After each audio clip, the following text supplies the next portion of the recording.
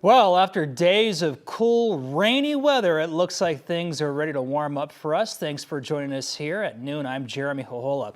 Here's a live look at Horsetooth Reservoir right now, taking a look at the clear blue skies after a weekend of cloudy weather, rainy weather, cold weather.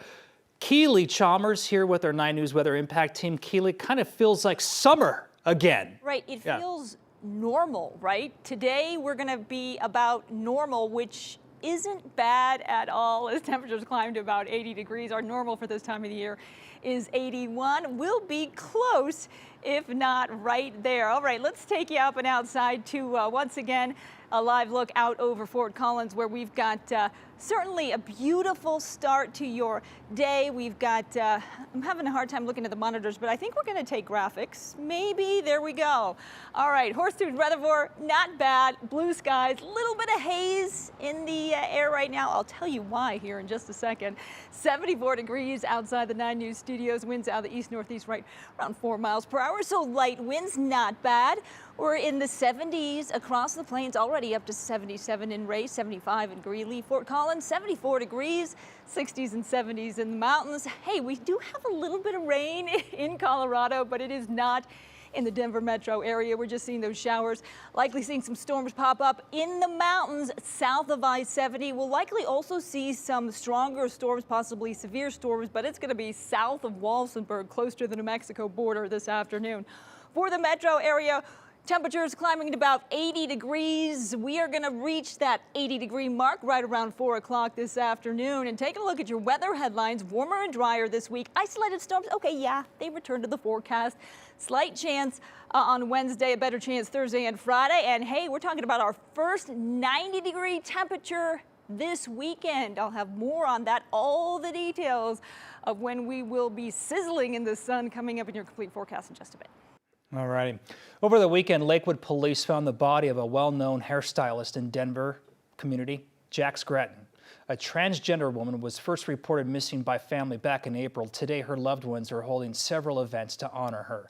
During the last 2 months, friends and family searched tirelessly for her, even calling on the community to help.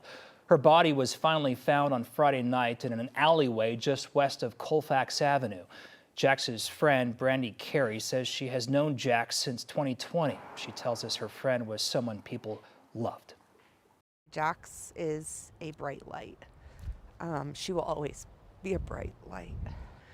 You could know her for 5 years or you could know her for 5 minutes, and she would show you the same care either way.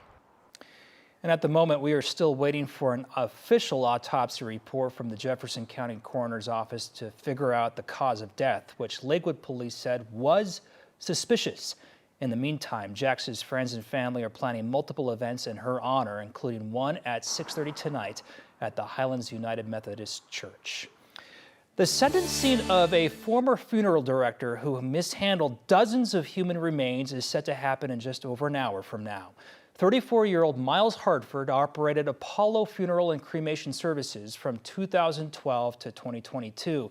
But while working to evict Harford, authorities found the body of a woman in a hearse, which had been left in there for more than a year. Inside his home, investigators also found about 30 other cremated remains. Harford pleaded guilty in April to felony abuse of a corpse and a misdemeanor count of theft. We'll have the result of the sentencing hearing later today on 9 News. One person is dead after driving the wrong way down I-25 while avoiding a police pursuit. This happened around 3:30 Sunday morning near Spear Boulevard. Colorado State Patrol says a trooper saw the wrong way driver on northbound I-25 near Meade, but that driver did not stop until running into another car. The wrong way driver was killed and 4 other people in the other car were injured. And the trial for the My Pillow guy is expected to wrap up this week. Mike Lindell is being sued for defamation by a former Dominion voting systems executive after Lindell claimed, without evidence, that Dominion rigged the 2020 election. Lindell's attorneys argued that he believed that was true at the time. And the top Republican in the state Senate is leaving his job at the state capitol. Senate Majority Leader Paul Lundeen of Monument made the announcement this morning that he would resign from his role effective today. He's served 7 sessions in the state Senate, including as minority leader since 2022, and 4 sessions in the state House. Lundin said in a statement he's pursuing a national role to promote, quote, common sense conservative values. The new Denver women's soccer team will soon have a temporary stadium. This morning, the owners of the NWSL team broke ground on a facility in Centennial. 9 News' Chris Tavares takes us there. We are joined by Rob Cohen, the owner of Denver's NWSL franchise. And Rob, these hard hats and these shovels in the ground represent the second biggest day in this franchise's history, only to when you got announced as the newest team in the league. All right, some energy here. For me, today is it probably ranks right up there with everything, because it's the beginning of building these facilities that we've been talking about from day one, that if we're going to invest in women's sports, we're going to invest in a level that is superior commitment, that is superior to building kind of a quality winning team, and this is the beginning of it. This for me feels like the real start of the journey, and I can say that coming in after the club has been announced.